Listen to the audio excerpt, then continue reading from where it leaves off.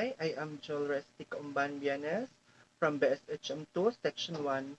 The purpose of this video is to provide clear step-by-step instruction for healthcare student or first aid responders to correctly apply arm sling and chest bandages in emergency or clinical settings. Place the center of a large triangular bandage over the chest injury or dressing. The apex pointed end should rest just below the armpit on the injured side. Tie the ends in a square knot at the back, ensuring the bandage hold the dressing securely in place.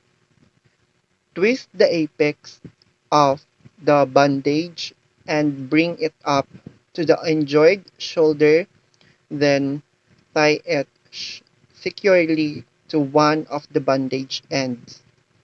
Ensure the bandage is firm enough to immobilize the area but not too tight to restrict breathing or circulation.